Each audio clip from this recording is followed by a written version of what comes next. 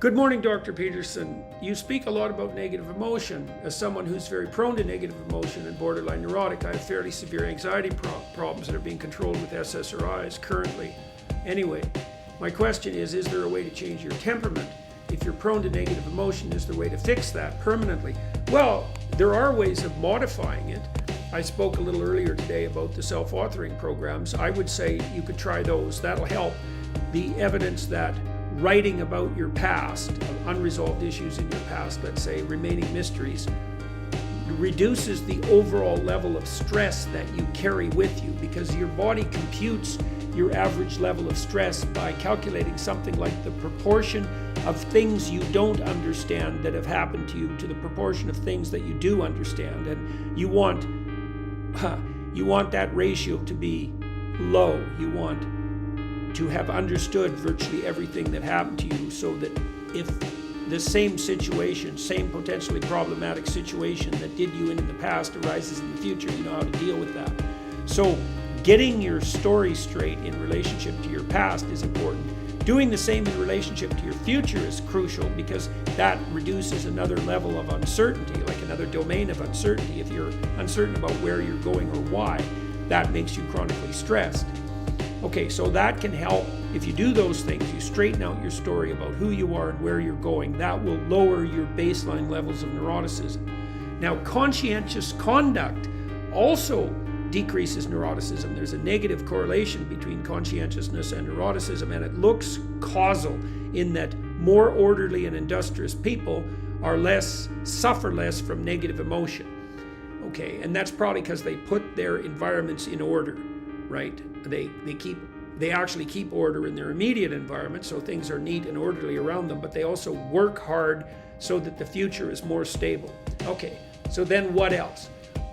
There's an emergent literature showing that excess concern about the narrow self is associated with self-conscious suffering. So, for example, you can discriminate between people who are depressed and or psychotic and those who are not with about 75% accuracy by calculating the relative number of self-referential pronouns that are used in speech or writing of the people involved. And the more people concentrate on themselves, their narrow selves, the more miserable they are. And that's buttressed by findings showing that in the scales that measure trait neuroticism or negative emotionality, self-consciousness is actually a facet of the scale itself, which means that acute self-consciousness is so tightly associated with misery that they may be essentially the same thing.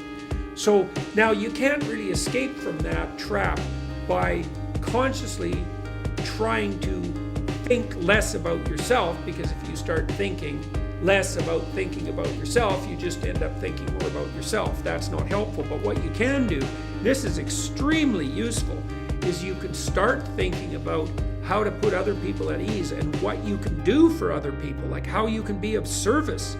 And paradoxically, because that takes the self-conscious stress off you, then your negative emotion levels will fall. So, if you find yourself ruminating about yourself and your concerns, you can actually learn how to switch your thinking to what you might do to make the lives of the people around you better. And that could be, your immediate partner, for example, or your immediate family members, or your friends, or your business partners, or people in the broader community. Service to others is one of the ways out of negative self-focused emotion. We have this strange idea in our culture that the more we encourage young people to be concerned about their mental state, let's say, the more value we're attributing to them and the more good we're going to do them on the mental health side. And that couldn't be less true. It's actually an anti-truth. To overprotect people and to have them focus on their own concerns is definitely a pathway to misery. Now, the other thing I would say, this is useful too, something you could try to do is, imagine I ask you, say, why don't you just sit down one day for an hour, or maybe across a couple of days, and write down all the things that you're afraid of and avoiding that are necessary for you to do to move forward, right? So these would be things that you're not doing that you know you need to do in order for you to move to where you want to move. And so you need to make a pretty exhaustive list of those. Then you need to break each of those down. You need a strategy, and a written strategy would be very helpful. You need a strategy of exposure.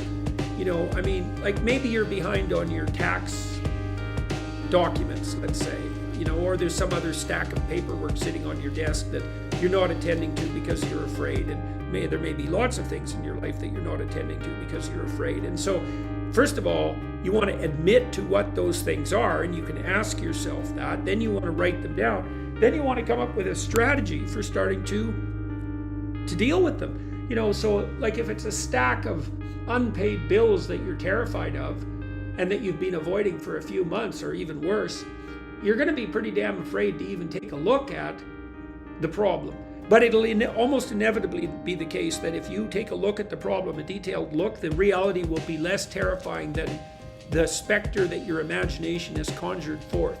And maybe the thing you can do for the first day when you decide to actually turn around and face the dragon, let's say, is all you'll do is open the file folder with all the documentation of what you're avoiding in it and just glance through it, like for 5 minutes, just to break that paralysis. Or maybe you have to spend 15 minutes gathering the dispersed documents that are in whatever the hell passes for your filing system together so they're all in one place. Some move forward. And so what you want to do is you want to think about what it is that's producing negative emotion in you, your doubts and your concerns. And then you want to develop a strategy of incremental approach. And that will also fortify you, partly because you reduce the number of things that you're afraid of by actually dealing with those things so they go away. You actually solve the problems, but also you train yourself to see that you're the sort of person that doesn't have to run from their problems no matter what they are.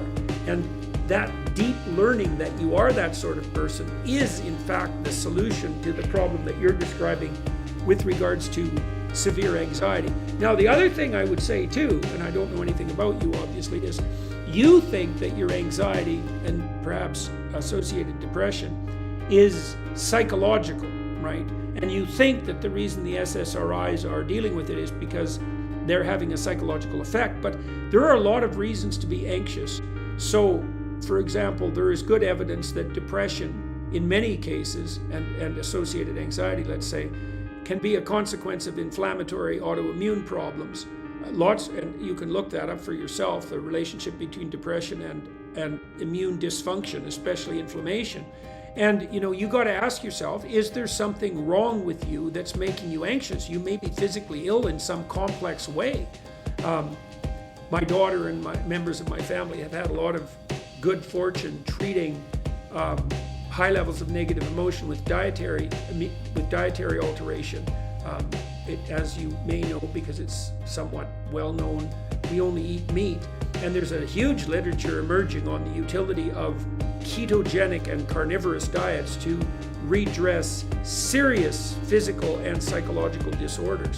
So my daughter has done podcasts with a psychiatrist at Harvard, for example, at McLean Hospital, who's been investigating this quite deeply with regard to schizoaffective disorder, which is a very serious near psychotic disorder, a very deep problem that looks like it's physically rather than psychologically grounded. And the data on the carnivore diet in relationship to disease control is extremely positive. Now, there's not a lot of data yet.